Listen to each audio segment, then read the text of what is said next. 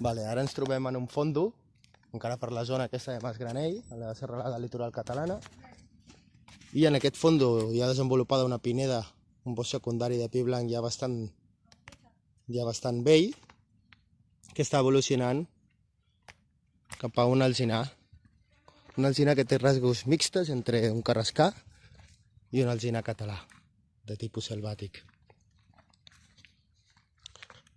Com veieu, el que sempre us dic, ja es forma aquest segon estrat.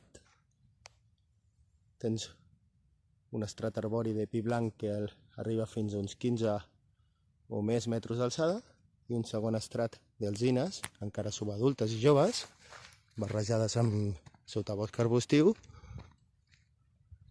que tenen una alçada d'entre uns 2 i uns 5 metres d'alçada. Al sotabosc també hi abunden garrics, arçots i llentiscles. Són una de les 3 espècies més abundants en aquesta zona.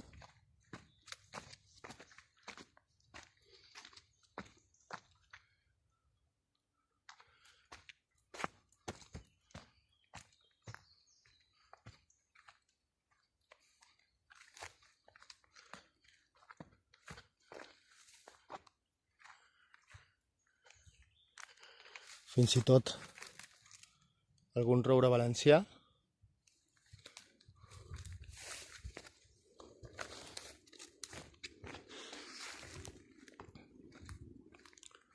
Savina negra.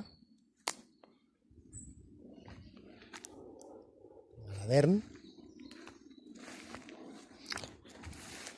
Excepte el cas del roure valencià, totes les espècies que hem trobat, les que dominen en aquesta zona, són espècies de fulla perenne, mediterrànies. Podeu veure aquí un exemple de com una alzina viu a l'ombra d'un càdec, una altra també.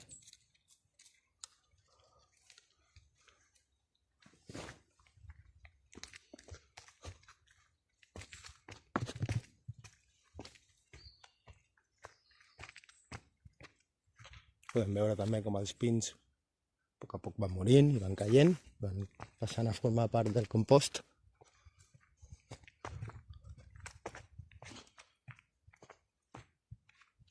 Veieu ahí, un altre pi mort.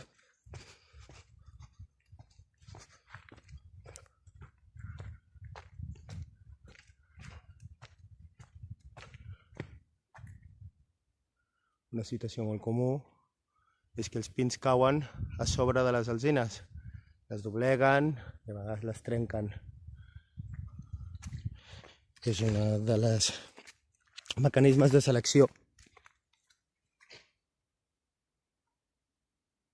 De manera que el que li interessa amb el bosc perquè evolucioni és que surtin moltes alzines i només una part d'aquestes alzines, aquí veiem un exemple, n'hi ha 2, veieu? Però n'hi ha una que ha rebut, s'ha caigut un pi al damunt, i l'altra, de moment, és l'individu dominant d'aquesta zona. Es tracta d'una alzina que ja quasi bé fa 10 metres d'alçada.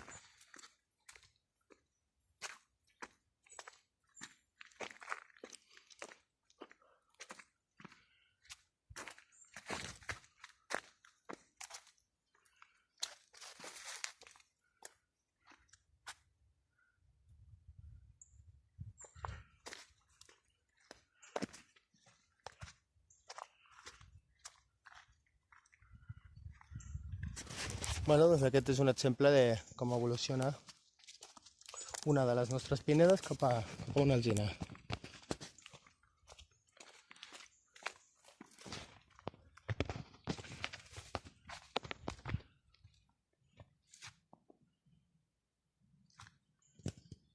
Aquí veiem un rodal que ja està bastant desenvolupat,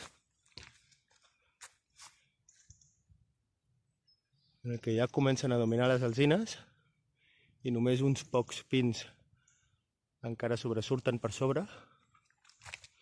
Aquí tenim un estrat de pins que deuen fer uns 20 metres d'alçada i a sota tenim alzines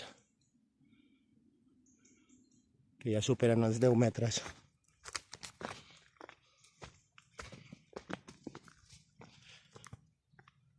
en aquest tipus d'alzinars que són bastant selvàtics. Són molt comunes també les lianes, com l'aritjol o la heura, que participen també en la destrucció dels pins. Ho veieu?